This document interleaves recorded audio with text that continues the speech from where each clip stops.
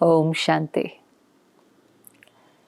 हंसने का सागर बाबा अपने स्नेही बच्चों को देख रहा है और बाबा कहता है कि जो स्नेह हम ब्राह्मण आत्माओं को मिलता है वो दुनिया में और किसी को नहीं मिलता। ऐसे तो सब भगवान से प्यार करते हैं, लेकिन जब तक परमात्मा का यथार्थ परिचय नहीं होता और वो रिश्ता नहीं जुड़ता तो वो जो बाबा का निस्वार्थ प्यार है वो आत्मा अनुभव नहीं कर पाती। तो हम वो भाग्यशाली आत्माएं हैं जो भगवान के प्यार की पालना में पलते हैं। प्यार क्या होता है? प्यार है हाईएस्ट वाइब्रेशन जो आत्मा को महसूस होता है, और भगवान का जो प्यार है वो बहुत निस्वार्थ है। हमें महसूस होता है कि बाबा को हमारे से कुछ नहीं चाहिए, लेकिन बाबा का जो एक एक संकल्प है, एक एक बोल है, वो हमारी शक्ति को बढ़ाता है, वो हमारे कल्याण के लिए, वो हमें आगे बढ़ाने के निमित्त है।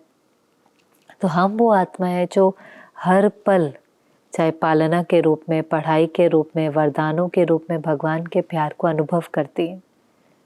बाबा ने कहा भक्त आत्माएं आज भी भगवान को याद कर रही हैं, पुकारती हैं, महिमा करती हैं, लेकिन उस प्यार से वंचित रह जाती हैं क्योंकि वो कनेक्शन ही नहीं जुड़ता। उन्हों को भी उनके भावना का भाड़ा तो ज़रूर मिलता है, लेकिन हम बच्चे जैसे ही आत्मा समझकर बाबा को याद करते हैं, दिल से मेरा बाबा कहते हैं, बच्चा बनते हैं और उस प्यार का अनुभव करते हैं। और इतना प्यार क्यों है? क्योंकि कितने खजाने हमें बाबा से मिले, अविनाशी खजाने मिले, अखंड अखुट अविनाशी खजाने, इटर्नल हैं, जो खुट नहीं सकते, जो ख़त्म नहीं हो सकते, अविनाशी खजाने। बाबा कहते याद है ना कौन कौन से खजाने हैं। और आप देखो भगवान से प्यार भी हमारा क्यों बैठता है? क्योंकि हमें इतने खजाने मिलते हैं। दुनिया में भी आपको किसी से प्यार क्यों होता है? जब आपको उससे कुछ मिलता है, सहयोग मिलता है, प्यार मिलता है, सम्मान मिलता है। कहते कब मुझे इससे प्यार हो गया पता ही नहीं चला। ऐसे हम बाबा के पास आते हैं ना, तो बाबा से हमें बहुत कुछ मिलना शुरू होता है। कल भी मुझे एक बहन मिली, वो 14 साल पहले बाबा के पास आई थी। उस समय उसके पति ने अचानक शरीर छोड़ दिया था। 2 बच्चे थे, ट्विंस, और उस समय वो 8 साल के थे। अब जब वो कल मुझे मिलने आई तो वो बड़े हो गए थे, 22 साल के थे। दोनों अभी पढ़ाई ऑलमोस्ट पूरी हो गई थी या होने वाली थी, पर वेल सेटल्ड थे। तो वो बहन देखकर कहने लगी, मैंने उसको कहा, मैंने कहा देखो जब आप बाबा के पास आए थे और आज आप देखो कैसे बाबा के स्नेह ने, बाबा की शक्ति ने, वो खुद कह रही थी कैसे मैं उस समय बिल्कुल निराश थी, डर में थी, क्या होगा क्या होगा। क्योंकि अचानक अगर किसी का पति शरीर छोड़ दे, आप समझ ही सकते हैं उसकी मन की स्थिति क्या होती है। उस समय वो बहन नया नया कोर्स करने के लिए आई थी, लेकिन भगवान के प्यार ने, ज्ञान ने, शक्तियों ने, दुआओं ने ऐसा उसको संभाला कि आज जब उसके जीवन देखते हैं तो आसपास वाले भी हैरान रहते हैं कि कैसे अपनी शक्तियों से अपना भी जीवन बना लिया, बच्चों का भी जीवन बना लिया, और बहुत खुशी से जीवन की यात्रा बिताई। बातें आई, चैलेंजेस आए, हाउसवाइफ थी, उसको काम भी करना पड़ा, कमाना भी पड़ा, लेकिन धीरे धीरे उन सभी बातों को बहुत प्यार से, बहुत शक्ति से, बहुत हिम्मत से पार किया। तो हर पल उसको क्या निकलता है? भगवान के लिए शुक्रिया, क्योंकि जो अविनाशी खजाने मिले उन खजानों की स्मृति है। बाबा कई बार कहता है खजानों की स्मृति रहती है, खजानों का नशा रहता है। जो खजाने जमा हुए हैं, क्या क्या खजाने मेरे खाते में जमा है, प्राप्त भी हुए हैं, पर जमा है, उसकी स्मृति रहती है। क्योंकि बालक बनते ही क्या होते हैं? बालक माना ही अधिकारी, बच्चा माना वर्षे का अधिकारी। जैसे धन का खजाना है, तो हमें कितना पता होता है ना, हमारा इतना धन इस अकाउंट में पड़ा है, इतना प्रॉपर्टी में है, इतना इन्वेस्टमेंट में है, इतना म्यूचुअल फंड में है, शेयर्स में। कई लोगों को कितनी क्लैरिटी होती है, इधर इधर इधर इधर मेरा धन का खजाना जमा है। और वो जमा है, उसका एक नशा भी होता है, उसकी एक सिक्योरिटी भी होती है, उसकी एक खुशी भी होती है, लेकिन स्मृति तो रहती है ना, इतना जमा है। ऐसे ही जो बाबा से ज्ञान का, गुणों का, शक्तियों का जो खजाना है, बाबा ने का स्मृति है ना, कितना जमा है, और उसका नशा, और नशा तो होना ही चाहिए। आप एक बार सोचो, अगर ये खजाने हमारे पास नहीं होते तो हमारी जीवन कैसी होती। बिना ज्ञान के, बिना गुणों के, बिना शक्तियों के कैसे फिर वो गुलामी की जीवन होती है, दुख की जीवन होती है, भोगना की जीवन होती है। और कैसे बाबा मिलने के बाद वही जीवन है लेकिन मौज की है, मेहनत की नहीं है लेकिन मौज की है। संगम युग मौजों का युग है। तो बाबा ने कहा पहला खजाना ही कौन सा मिलता है। अब एक खजाने को बाबा ने वापस रियलाइज कराया। ये रियलाइजेशन थी कि ज्ञान का खजाना मिला है, और जिसकी बुद्धि में ज्ञान होगा उसका हर कर्म कैसा होगा। वो त्रिकालदर्शी की सीट पर बैठ करके हर कर्म करेगा।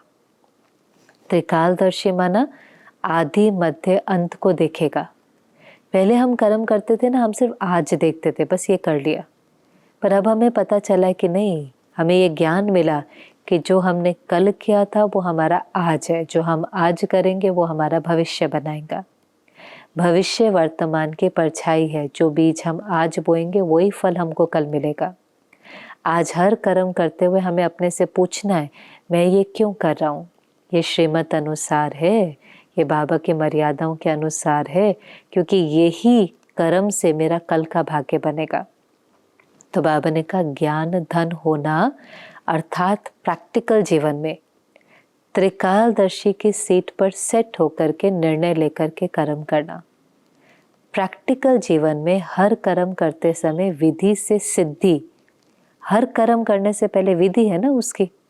कर्म करने के बाद नहीं सोचते ऐसा क्यों किया, उस समय सहन कर लेना चाहिए था, उस समय समा लेना चाहिए था, उस समय चुप रहना चाहिए था तो ये रिश्ता बना रहता, अगर मैं उस समय चुप रहता तो ये प्रोजेक्ट आज मेरे पास होता। कुछ भी बाद में रिग्रेट होता है। लेकिन बाबा ने कहा प्रैक्टिकल जीवन में विधि से सिद्धि। आपको विधि पता है, बाबा ने हर चीज़ की विधि बताई है। विधि से सिद्धि, और सिद्धि माना सफलता, जीवन में सफलता, और उसी से कई प्रकार के हद के बंधनों से भी मुक्त हो गए। जीवन मुक्त स्थिति का अनुभव अभी करते हैं। सतयुग में तो जीवन मुक्त स्थिति है, लेकिन सतयुग की जीवन मुक्त स्थिति क्या है। जीवन है पर वहाँ कोई बंधन ही नहीं है, क्योंकि अभी हमने कर्म करना शुरू किया। आत्मा सतो प्रधान है, उसका हर कर्म अकर्म हो जाता है, तो वहाँ पर जीवन मुक्त स्थिति बहुत नेचुरल है। लेकिन कलयुग के अंत में संगम पर जीवन मुक्त स्थिति किसको कहेंगे। आत्मा के ऊपर 63 जन्मों का हिसाब किताब है। कई प्रकार के बंधन है, कई प्रकार का बोझ है, वो उसके सामने आता है। भिन्न भिन्न रूपों से आता है। कोई शरीर का पेपर है, कोई धन की समस्या है, कोई व्यक्ति के साथ समस्या है, कई प्रकार से आता है। लेकिन वो आत्मा उसमें परेशान नहीं होती। जो बाबा ने कहा पहले तो जब भी कोई बात आती थी हम क्या करते थे, हाय हाय हाय मेरे साथ ये हो गया, हाय मेरे साथ ऐसा हो गया, भगवान ने देखो हाय मेरे साथ क्या किया, हाय राम हाय हाय करते थे। तो जब हाय हाय करते थे तो बोझ का महसूस करते थे ना, हल्कापन नहीं था, उड़ती कला नहीं थी। हाय हाय करते थे या वाय वाय करते थे। वाय माना मेरे साथ ऐसा क्यों हुआ। अब ज्ञान धन होने के कारण हम हाय हाय नहीं करते, हम फ्लाई करते हैं। बात आती है हम कहते हैं अच्छा बात आई है, नथिंग न्यू।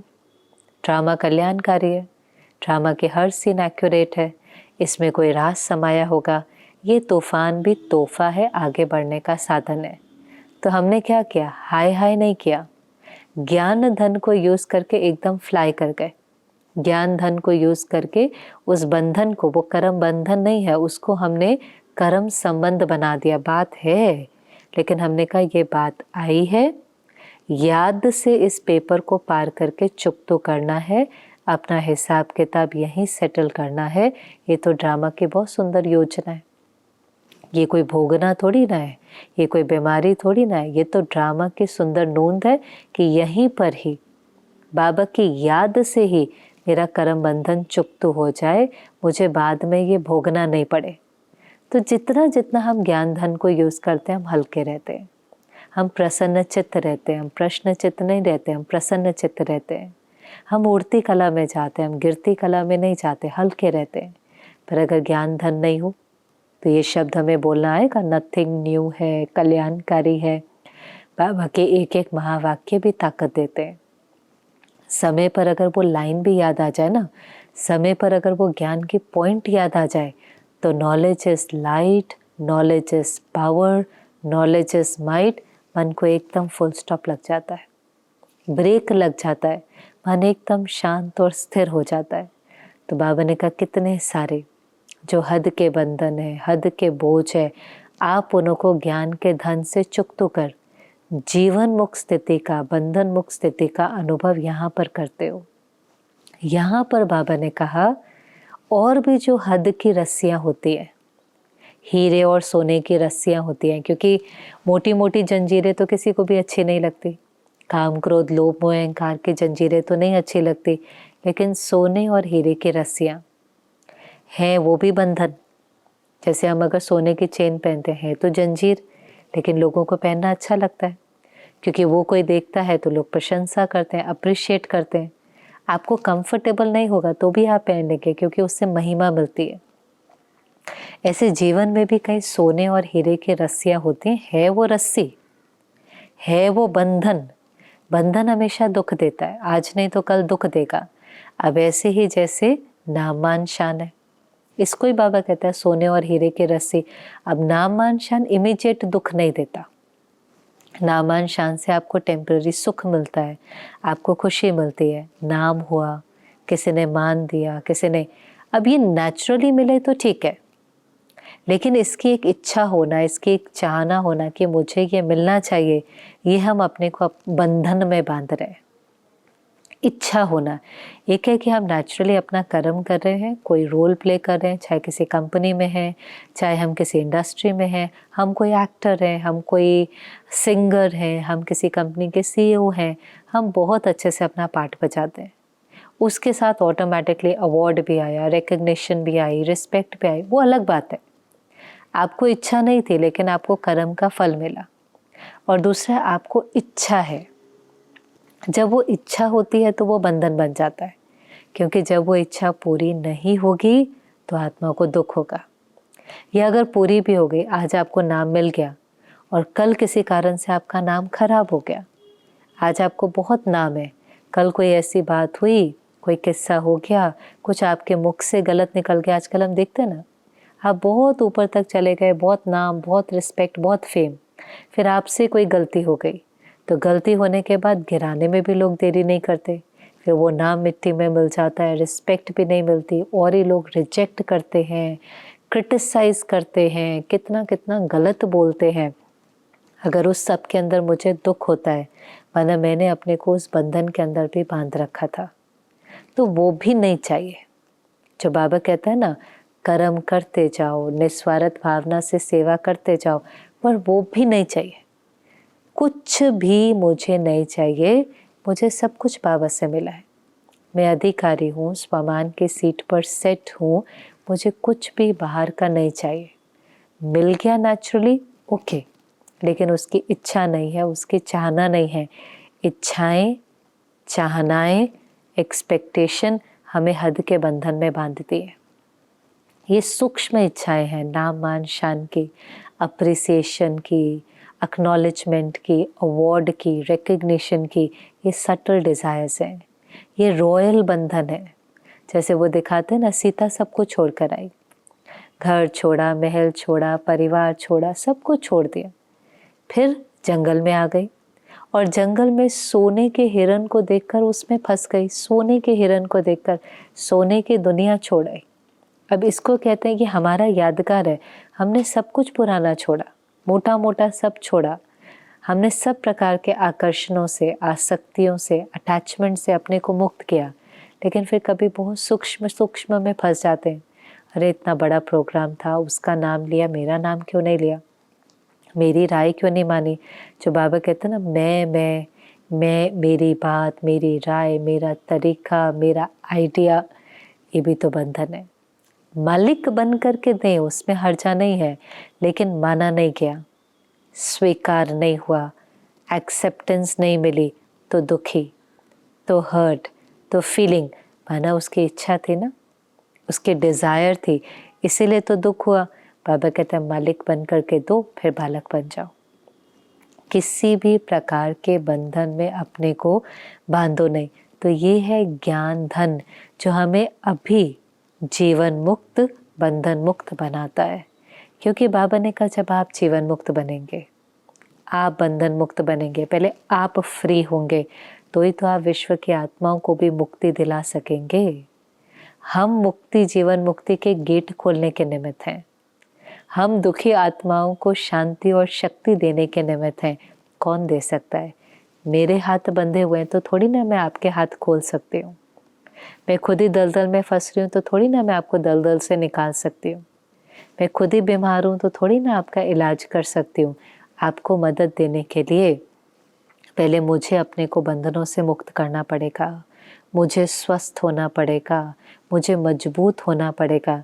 इसलिए बाबा ने कहा आप बंधन मुक्त होंगे, जीवन मुक्त होंगे, तो आप औरों को भी शांति दे सकेंगे, मुक्ति दे सकेंगे, उसके गेट खोल सकेंगे। क्योंकि आप भी तो जिम्मेवार है ना। भगवान के साथ साथ आप भी नई सृष्टि की स्थापना के जिम्मेवार भी हैं, ठेकेदार भी हैं। अब ये मार्च की मुरली है, थोड़े समय पहले शिवरात्रि की मुरली चली थी 23 के आसपास। तो बाबा ने कहा कि शिवरात्रि जब आपने मनाई थी तो आपने सिर्फ बाबा की शिवरात्रि मनाई थी कि अपनी भी मनाई थी? तो हम क्या कहते हैं, बाबा का भी जन्मदिन, हमारा भी जन्मदिन। बाबा भी अवतरित हुआ है, हमारा भी नया जन्म है, हम भी अवतरित हुए हैं। क्यों अवतरित हुए हैं? भगवान के साथ स्थापना के कार्य में सहयोगी है, भगवान के साथी हैं, उसके कार्य में सहयोगी हैं, जिम्मेवार हैं, ठेकेदार हैं। बाबा ने कहा ये आपको भूलता तो नहीं है। तो बाबा बच्चों से क्या चाहता है, बाबा की आश क्या है, बाबा के चाहना पूरी करेंगे? तो सब ने हाथ उठाया। तो बाबा ने कहा बाबा की चाहना है दीपमाला बनाए। अब दीपमाला क्या होती है, कौन से दीप जगाने? मार्च का महीना चल रहा है, दीपावली तो अक्टूबर नवंबर में आएंगे, कौन सी दिवाली मनानी है? तो बाबा ने कहा दीपावली मनाना माना दीप जगाना। कौन सा दीप जगाना है? भगवान की जो आशाएं हैं, बाबा की जो आशाएं हैं, उन आशाओं के दीप जगाकर सच्ची दीपावली बनानी है। तो बाबा अपनी आशाएं बच्चों के सामने रखता है। और बाबा ने कहा कोई नई बात नहीं है, बाप की जो आश है वो कोई नई बात नहीं है, आपको पता है पुरानी बात है। आप भी संकल्प करते हो लेकिन वो सिद्ध नहीं हो रहा है, उसकी सफलता नहीं मिल रही है, उसका स्वरूप नहीं बन रहे। और क्या आश है बाबा की? हमें पता ही है, बाबा तो हमसे यही चाहता है कि हम बदल जाएं, स्व परिवर्तन से विश्व परिवर्तन हो जाए। एक ही तो आश है बाबा की। बाबा ने ये सारे हमें खजाने क्यों दिए? क्योंकि हम स्व को परिवर्तन कर सके, मनुष्य से देवता बन सके, कौड़ी तुल्य से हीरे तुल्य बन सके, मंदिर लायक बन सके। स्व को परिवर्तन करें, स्व परिवर्तन से विश्व परिवर्तन होगा। तो बाबा की आश है, बाबा ने कहा विश्व परिवर्तन तो छोड़ो, पर कम से कम स्व परिवर्तन से ब्राह्मण परिवार का परिवर्तन तो करो। लेकिन ब्राह्मण परिवार का परिवर्तन ऐसे नहीं करना, आपको ये करना है, आपको ऐसा करना चाहिए। देखो हम दूसरों को कंट्रोल करते हैं, ब्राह्मण परिवार में भी आपको ऐसा करना चाहिए, आपको इस प्रकार की सेवा करनी चाहिए, आपको इतने बजे उठना चाहिए, आपको, उसको हम मर्यादाएं याद दिलाते हैं। पर बाबा ने कहा उसमें भी स्व को हमें बाबा के श्रीमत के अनुसार चलाना है, हमें एग्जाम्पल बनना है, हमें अपने चेहरे और चलन से औरों के लिए एग्जाम्पल बनना है, प्रैक्टिकल एग्जाम्पल बनना है। इसमें कहना ही नहीं है किसी को। इसके लिए बाबा ने कहा मुझे अपने को परिवर्तन करना है। ओटे सो अर्जुन, जो करेगा वो पाएगा। जैसे ब्रह्मा बाबा क्यों नंबर 1 चला गया? ओटे सो अर्जुन, पहला नंबर लिया, नंबर वार भी नहीं, नंबर 2 भी नहीं, क्योंकि खुद को परिवर्तन किया, किसी को नहीं देखा। दूसरे को देखने में अपना समय जो है वो वेस्ट नहीं किया। मुझे बदलना है, मुझे करना है, अपने संकल्प को, बोल को, कर्म को, दृष्टि को, वृत्ति को मुझे पवित्र बनाना है। मैं करूँगा, मेरे परिवर्तन से विश्व बदल जाएगा। When I change the world changes। संस्कार परिवर्तन से संसार परिवर्तन होगा। तो ये बाबा की शुभ आशा है। बाबा बार बार जो हमारा अटेंशन है अपनी तरफ लेकर आता है, बच्चे अंतर्मुखी बनो।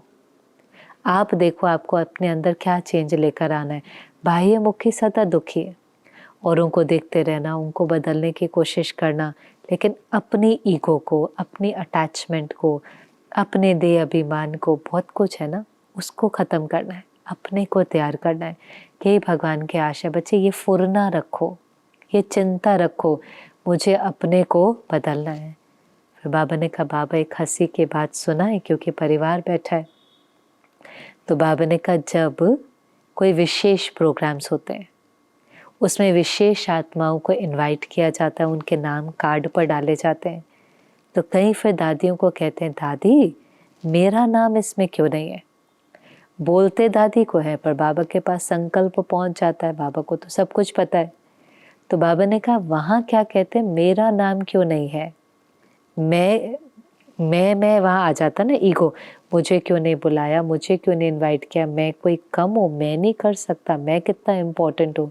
बाबा ने कहा, वहाँ मैं करते हैं, लेकिन ओटे सो अर्जुन बनने में, स्व परिवर्तन में, खुद को परिवर्तन करने में, वहाँ मैं पहले क्यों नहीं आता।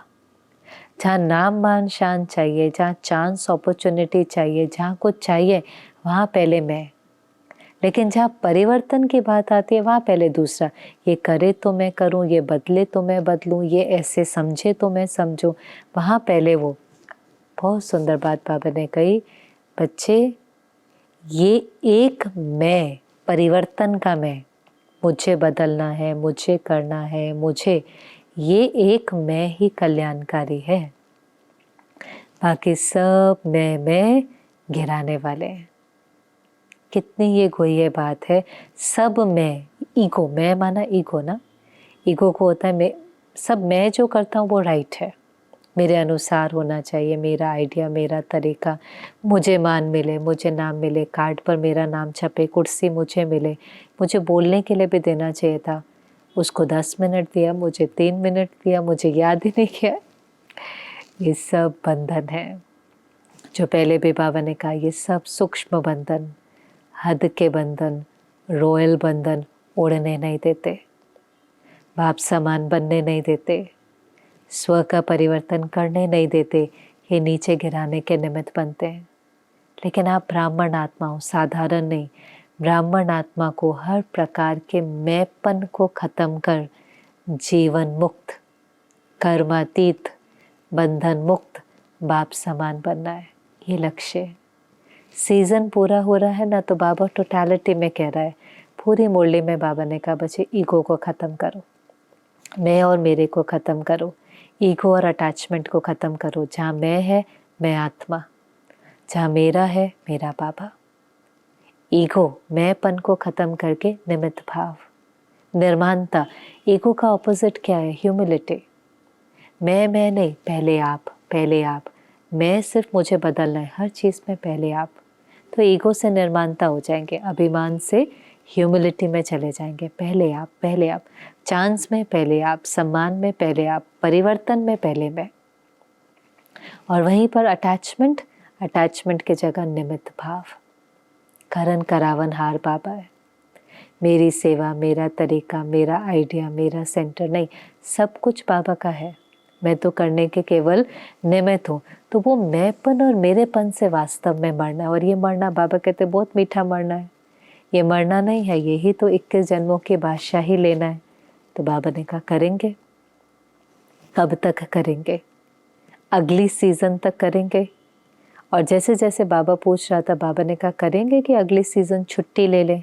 बाबा भी तो थोड़ी छुट्टी ले। अब जो हमारी सीज़न है वो बाप दादा की सीज़न अक्टूबर में शुरू होती थी और लगभग अप्रैल तक पूरी होती थी। ये मार्च की मुरलियाँ हैं। तो बाबा ने कहा, अच्छा फिर अगली सीज़न बाबा छुट्टी ले लेता है। किस किस को लगता है बाबा छुट्टी ले, तो कौन हाथ उठाएगा। तो फिर दादी जी ने कहा, अच्छा बाबा 15 दिन की छुट्टी, क्योंकि आप देखिए 2 मिलन में 15 दिन का गैप होता है, पहले तो होता ही नहीं था। पहले तो बाबा जब ग्रुप्स आते थे ना 60s 70s में, तो एक हफ्ते में कई बार 2-3 बार भी बाबा मिलन हो जाता था। लंबा लंबा समय बाबा बच्चों की पालना करता था। लेकिन फिर थोड़ा थोड़ा कम भी होता गया। तो फिर दादी जी ने कहा 15 दिन में एक एक बार तो आना है, बस इतनी छुट्टी। तो बाबा ने कहा अच्छा हाँ जी।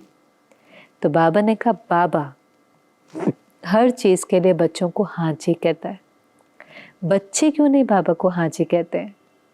और अगर हाँ जी कहते भी हैं तो करते क्यों नहीं है? संकल्प में करते हैं लेकिन वो बोल कर्म तक क्यों नहीं लाता? तो बाबा हाँ जी तो करता है लेकिन शर्त रखता है। अगर बच्चे इस शर्त को पूरी करेंगे तो बाबा आएगा, नहीं तो बाबा नहीं आएगा। और वो शर्त क्या है? जो बाबा ने कहा कि इस मैंपन को ख़त्म करना है। और बाबा ने कहा इसके लिए कोई बहाना नहीं देना, कोई कारण नहीं देना, समस्या स्वरूप नहीं, समाधान स्वरूप। कारण तो आएगा ही ना, भिन्न भिन्न प्रकार के कारण। सब व्यक्ति हमारे अनुसार हो जाएंगे ऐसा तो नहीं है। कारण किसको कहेंगे? कोई ना कोई पेपर तो हिलाने के लिए आएगा, चाहे वो परिस्थिति है, व्यक्ति है, प्रकृति का पेपर है या अपना ही पुराना संस्कार है। लेकिन कुछ भी हो, हमें फ्लाई करना है। हमें उस बंधन में बंध कर नीचे नहीं आना, हमें उदास निराश नहीं होना, हमें हल्का रहना है, चाहे वो कोई भी पेपर हो। बाबा ने कहा आप कोई कारण नहीं देना, कोई भी कारण में। देखो कोई भी बात आती है, अपने को कहना होता है अच्छा अब क्या करना है, बाबा ने क्या श्रीमत दी है, इसके लिए बाबा ने मुझे क्या सिखाया है, बस वो करना शुरू कर दो, हल्के लेकर के वो करना शुरू कर दो। खास तो बाबा जो मुरली में आज कह रहा है, जो बाबा का इशारा है कि हम निर्बंधन बने, हम जीवन मुक्त बने, हम अपने मैंपन से ख़त्म हो। क्योंकि ये मैं पहले भी हम सुनते थे ना, शास्त्रों में भी, ego and attachment is root cause of all suffering. हम इस मैंपन से मरे, हम बालक और मालिक का बैलेंस रखें, हम अपनी निमित्त भाव और निर्माणता को और बढ़ाते चले जाएं। क्योंकि बाबा ने कहा समय तो आप देख ही रहे हो, और ये 2004 की मुरली है, अभी 25 चल रहा है। इतना समय पहले बाबा ने कहा आप संसार में देख रहे हो अत्याचार भी बढ़ता जा रहा है, भ्रष्टाचार भी बढ़ता जा रहा है, करप्शन बढ़ता जा रहा है, इनजस्टिस बढ़ता जा रहा है। इसके अंदर श्रेष्ठाचार को बढ़ाना है तो कैसे बढ़ेगा? हर शिवरात्रि पर आप झंडा लहराते हो, लेकिन वो कोई बाहर का झंडा लहराना तो नहीं है। आप सब कहते हो बाबा हम विश्व में आपका झंडा लहराएंगे, पर पहले अपने दिल में तो लहराना है, अपने मन में तो बाबा का झंडा लहराना है। तभी तो बाहर वो श्रेष्ठाचारी का झंडा लहरा पाएंगे, तभी तो नाम वाला होगा।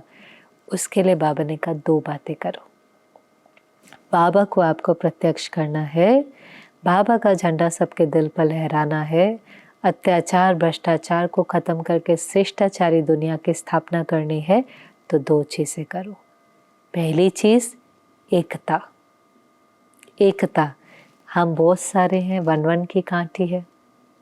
इतनी सारी आत्माएं ब्राह्मण परिवार में जब इकट्ठे आती हैं, सब अलग है। हमने जब यात्रा शुरू करी थी, हम परमधाम से नीचे आए थे, हम सब पवित्र सतो प्रधान थे। लेकिन इतनी लंबी यात्रा करने के बाद हम सब के ऊपर अलग अलग दाग लगे हुए, हम सबके संस्कार अलग अलग हैं। ओरिजिनल सेम है लेकिन आज के संस्कार अलग अलग हैं। सही गलत नहीं है, अलग है, लेकिन अनेकता में एकता हो। इसलिए परिवार में बाबा कहता है रिगार्ड देना है, रिगार्ड लेना है। एकता कैसे होंगी? हर एक के विचारों को, हर एक की राय को, हर एक को रिगार्ड देना है।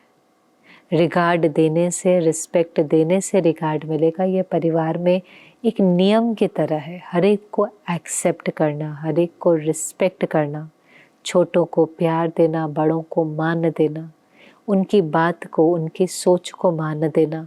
तभी एक अनेकता में एकता आती है, यूनिटी। ये बहुत ज़रूरी है। ये तभी होगा जब हम सबके दिल में एक बाबा होगा। हम सब जब एक श्रीमत पर चलेंगे, एक से जुड़े होंगे, तो अनेकता में एकता होगी। यूनिटी इन डाइवर्सिटी है, अलग अलग और है भी, लोगों को दिखाई भी देता है। बाबा ने एक बार कहा था जो पॉलिटिकल पार्टीज़ हैं वो आपकी यूनिटी से प्रभावित होंगी, और जो ये धर्म किए हैं, सारे के सारे धर्म सत्ताएं हैं, ये आपकी प्योरिटी से प्रभावित होंगे। पॉलिटिकल पार्टीज़ में ना फूट बहुत पड़ती है, आज इस पार्टी में, कल इस पार्टी में, परसों उस पार्टी में, तो वो आपकी एकता को देखकर, यूनिटी को देखकर प्रभावित होंगे। और धर्म सत्ताओं का फाउंडेशन प्योरिटी होता है, पर वो कम होती जाती है समय के साथ साथ, तो वो आपकी प्योरिटी को देखकर प्रभावित होंगे। और ये दोनों, यूनिटी और प्योरिटी, बाबा को प्रत्यक्ष करेंगे।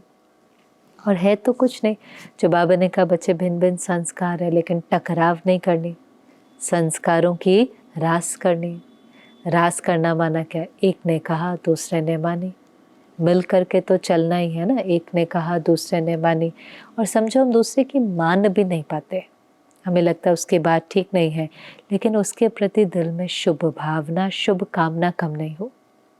कोई हमें कहता आप ऐसे करो, हमसे नहीं होता, हमें वो ठीक नहीं लगता, कोई बात नहीं, वो उसकी राय है, हम उसकी राय पर नहीं चल पाते हैं तो भी इट्स ओके।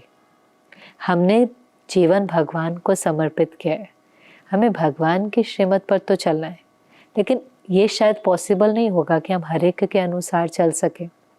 लेकिन हर एक को स्वीकार करने का मतलब है हर एक के प्रति हमारे मन में शुभ भावना हो, शुभ कामना हो, रहम की भावना हो, एक्सेप्टेंस हो। किसी की कमी कमज़ोरी हमने चित्त में धारण नहीं की हो, हर एक के प्रति जो संकल्प हो वो बहुत प्योर हो, इसकी मेहनत करनी है। ठीक है, वो जो कह रहे हैं उसके अनुसार हम नहीं चल पाते, हमारे अंदर उतनी ताकत नहीं है, हमारी इतनी कैपेसिटी नहीं है, हमें वो राइट नहीं लगता है, ओके, लेकिन मुझे उसके प्रति अच्छा तो सोच सकते हैं ना, शुभ चिंतन तो कर सकते हैं, शुभ चिंतक तो बन सकते हैं। यही परिवार में एकता लेकर आएंगे। तो एक है एकता, और दूसरा जो बाबा ने कहा कि जो भी संकल्प करते हो उसके अंदर दृढ़ता हो। संकल्प बहुत अच्छे करते हो, बाबा भी कई बार संकल्प को देख करके खुश हो जाता है, और बाबा कहता है अगर ये संकल्प अगर ये कर ले बच्चा तो बहुत प्रोग्रेस हो जाएंगे। पर कई बार क्या होता है, संकल्प में 100%, बोल तक 50% और कर्म तक तो 25% हो जाता है, तो उतनी प्रोग्रेस नहीं होती।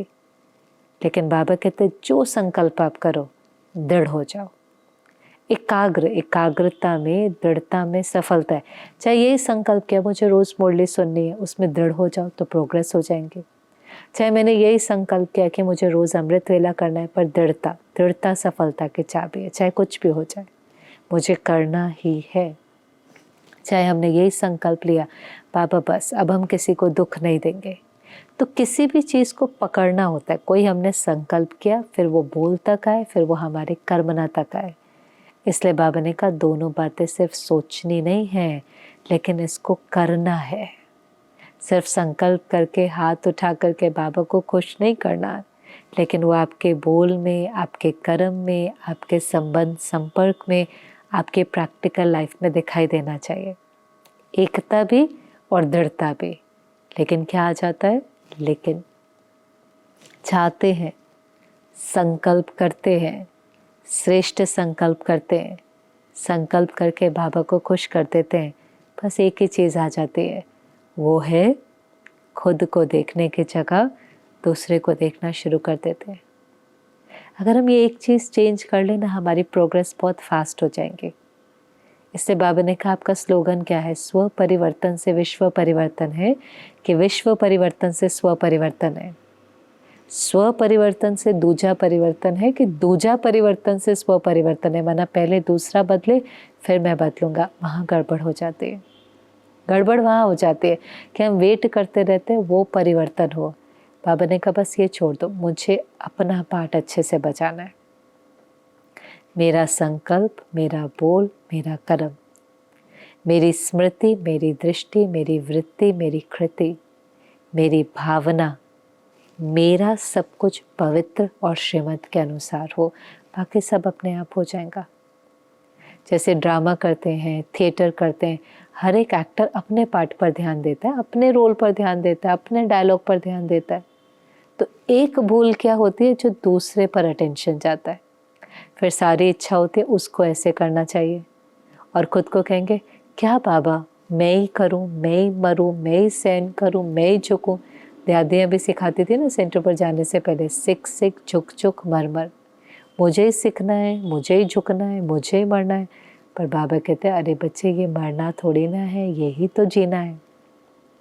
किससे मर रहे हो? शरीर से थोड़ी ना मर रहे हो, अपनी ईगो से मर रहे हो। तो अपनी ईगो से मरना तो अच्छा ही है, अपनी ईगो को मारेंगे तो खुशी का अनुभव होगा। ईगो ही तो आपके दुख का कारण है। ईगो, जहाँ अभिमान है वहाँ अपमान महसूस होता है। If it's ego it hurts. मैं राइट, फिर कोई कहता नहीं, मुझे लगता है मैं राइट हूँ, और फिर मेरी बात मानी नहीं जाती तो मैं हर्ट हो जाता हूँ।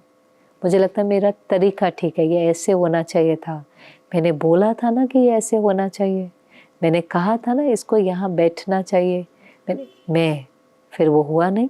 सब तो हमारे अनुसार चलते नहीं, उनको ठीक नहीं लगता, फिर हम दुखी हो जाते हैं, फिर हमें अपमान महसूस होता है, फिर हम डांट करके किसी का अपमान कर देते हैं, फिर ये विशेष साइकिल बन जाती है। तो बाबा ने कहा किससे मर रहे हो? अपने देह अहंकार से मर रहे हो, देह अभिमान से मर रहे हो, अपने काम क्रोध लोभ से मर रहे हो। तो ये मरना थोड़ी ना है, ये तो जीना है। जो बाबा कहता था बच्चे, सहन करने वाला ही शहंशाह बनेगा। ये झुकना नहीं है, ये औरों को अपने आगे झुकाना है। ये मरना नहीं है, ये 21 जन्मों की बादशाही लेना है। इसको याद करें अंदर में, ये भगवान के महावाक्य। सहन करना नहीं है, शहंशाह बनना है। झुकना नहीं है, अनेकों को अपने आगे, संसार को अपने आगे झुकाना है। मरना नहीं है, 21 जन्मों के विश्व की बादशाही लेनी है। तो ये जब स्मृति रहेंगे कि ये तो मैं इसलिए कर रहा हूँ क्योंकि मुझे भगवान से प्यार है, भगवान की श्रीमत पर चल रहा हूँ, और यहीं पर जीवन मुक्त आप अनुभव करेंगे। सत्युग में नहीं, यहीं पर ईगो खत्म होती जाएंगी, अटैचमेंट खत्म होती जाएंगी, एक्सेप्टेंस बढ़ने लगेंगी, ह्यूमिलिटी, झुकना मना ह्यूमिलिटी बढ़ने लगेंगी, निमित्त भाव निर्माणता बढ़ने लगेंगी, हल्के हो जाएंगे, बोझ खत्म हो जाएगा, हल्कापन, फ्लाई करने लगेंगे, बंधन मुक्त, जीवन मुक्त यहाँ बनने लगेंगे। तो बाबा ने कहा आप नहीं करेंगे तो कौन करेगा? 16,108 की माला आप ही की तो बननी है। ये भी बहुत सुंदर बात थी। बाबा ने कहा बाबा भले कहता है last so fast, fast so first, वो तो कोई निकलेगा, कोई वो प्रोग्रेस करेगा। बाकी जो आदि से अंत तक बाबा के साथ हैं, निश्चय बुद्धि हैं, अधिकारी हैं, बहुत काल के पुरुषार्थी हैं, उन्हों को बाबा छोड़ेगा थोड़ी ना, उन्हों को साथ ले जाएगा। इसको अंडरलाइन करें। हम कई बार महारथियों की कमियां देखते रहते हैं। वो आत्माएं हैं जो आदि से अंत तक बाबा के साथ रही हैं। वो निश्चय बुद्धि हैं। उन्होंने उस समय भगवान को सहयोग दिया जब यज्ञ में कुछ नहीं था, ना कोई साधन थे, ना स्थान था, ना साल्वेशन था। निश्चय बुद्धि होकर के सहयोगी बने। भले उनके अंदर कोई एक आध बात होंगी तो भी बाबा उनको ले जाएगा। वो बहुत काल के पुरुषार्थी हैं, वो अधिकारी हैं, भगवान उनको छोड़ेगा नहीं। और हम उनकी कमी देखते रहेंगे। हम तो आए भी लास्ट में हैं। ज़रूरी है हम फास्ट जाएं, फास्ट प्रोग्रेस करें। Last so fast, fast so first जाने का एक ही तरीका है, अपने पर अटेंशन। स्वदर्शन चक्रधारी, स्व का दर्शन करते रहना है, स्व को परिवर्तन करना है, कहीं ना देखे। इन आँखों और कानों को समझाओ, ये दूसरों की कमियां देखने के लिए, दूसरों की कमज़ोरियां सुनने के लिए नहीं है। हमारा समय वेस्ट हो रहा है। जो बहुत समय से आत्माएं भगवान के साथ हैं, भगवान उनको नहीं छोड़ेगा। आज हमारे घर और ऑफिस में भी कोई बहुत समय से हमारे साथ होता है ना, भले वो बहुत एक्सपर्ट ना हो, बहुत स्किलफुल ना हो, पर वो लंबा समय हमारे साथ था। तो आज उसको कोई बीमारी हो, उसको कोई तकलीफ़ हो, हम कहते नहीं हमें इसको साथ देना है, हमें इसको सपोर्ट देना है, इसने हमारे अच्छे बुरे हर वक्त में हमारा साथ दिया है। तो ऐसे भगवान के बच्चे जिन्होंने बेकरी पाठ में, जिन्होंने यज्ञ की शुरुआत में, सेवा की शुरुआत में कितना सहन करके, कितना त्याग करके भगवान के कार्य को विश्व तक लेकर गए हैं, क्या बाबा उनको छोड़ देगा? इस भ्रम में कभी नहीं रहना। इसलिए किसी की कमी कमज़ोरी, यज्ञ की, बड़ों की हमें नहीं देखनी है, वो हमारा काम नहीं है। बाबा जिम्मेवार है, हर एक वर्क इन प्रोग्रेस है। बाबा ने कहा था बच्चा है बन जाएगा, भगवान का बच्चा है ना, बन जाएगा। तो बाबा ने कहा बाबा आप सबको साथ लेकर जाएगा, बस हर एक के प्रति आपके मन में शुभ भावना, शुभ चिंतक, रहम की भावना, कल्याण की भावना हर एक के प्रति। चाहे कोई गलती भी करता है, भले शिक्षा दो, लेकिन शिक्षा के साथ साथ रहम और क्षमा की भावना हो। ये बहुत बाबा पक्का कराया। बाबा ने कहा कोर्स क्लास में भले शिक्षाएं दो, लेकिन ब्राह्मण परिवार जब आपस में मिलता है, कारोबार करता है, तो सिर्फ शिक्षा नहीं देनी होती, सबको सब कुछ पता है। वही मुरली तो सब सुनते हैं, वही तो सब भगवान से पढ़ते हैं, ऐसा थोड़ी ना उनको कुछ पता नहीं है। कई बार बाबा कहते हैं ब्राह्मण आत्मा को ज्ञान नहीं देना, सहयोग देना है। किस चीज़ का सहयोग देते हैं? अपनी हम प्योर वृत्ति का, दृष्टि का सहयोग देते हैं कि हम उन्हों की गलती देखते हैं, लेकिन उसको अपनी वृत्ति में नहीं पकड़ते। भावना में क्षमा है, भावना में रहम है। तो बाबा कहते आपके क्षमा की भावना, आपके रहम की भावना उनकी कमज़ोरी को ख़त्म करने के, समाने के निमित्त बन जाती है, क्योंकि ये भावना उनके लिए शक्ति बन जाती है। आपका गुस्सा, रिवेंज, वो उनको और कमज़ोर करता है।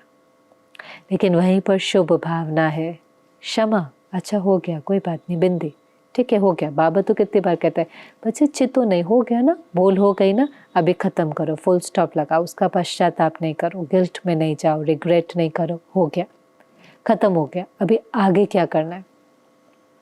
ऐसे हमें भी किसी से कोई भूल हो जाती है, अच्छा हो गई, फुल स्टॉप, आगे क्या करना है। भावना के अंदर उसको नहीं बिठाना, उसको अपने चित्त में नहीं बिठाना। तो बाबा ने कहा ऐसे कारोबार करो। कारोबार करना बाबा सिखा रहा है। शिक्षा अगर कहीं देनी भी है तो इशारे से, फिर आपकी भावना उसके प्रति बहुत शुद्ध हो।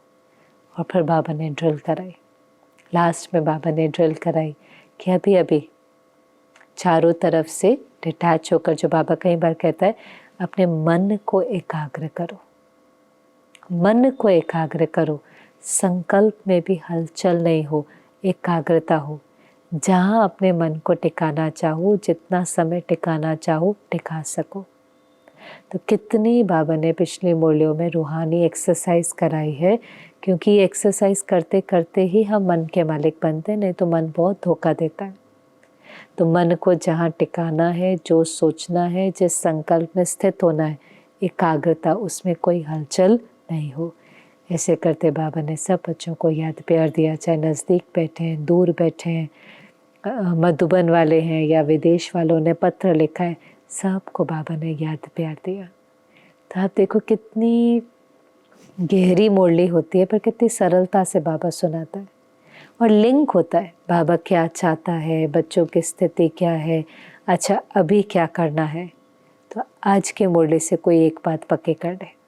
कौन सी एक बात है जो आपको टच हो गई? जैसे मुझे लगा कि बाबा अपने अधिकारी निश्चय बुद्धि बच्चों को साथ ले ही जाएंगा, इसलिए हमें नहीं चिंता करनी है, हमें अपनी चिंता करनी है, बाबा तो उनको ले जाएंगा। दूसरा जो बाबा ने कहा, दो बातें, एकता और दृढ़ता। ये स्व परिवर्तन है। स्व परिवर्तन में दो ही बातें चाहिए। एकता, परिवार के साथ एकता हो, परिवार आपसे संतुष्ट हो, आपके सेवा साथी आपसे संतुष्ट हो। और दूसरा, जो संकल्प करें उसमें दृढ़, मुझे करना है, दूजा करे ना करे, मुझे करना है, मुझे परिवर्तन होना है, मेरे परिवर्तन से विश्व परिवर्तन होगा। ऐसे कौन सी बात आपको अच्छी लगी, उसको लिख लें, डायरी के अंदर लिखें, कमेंट सेक्शन में लिखें। लिखने से वो हमारे सबकॉन्शियस माइंड के अंदर अंदर तक जाता है, और फिर पूरा हफ्ता उसको ज़रूर प्रैक्टिस करें।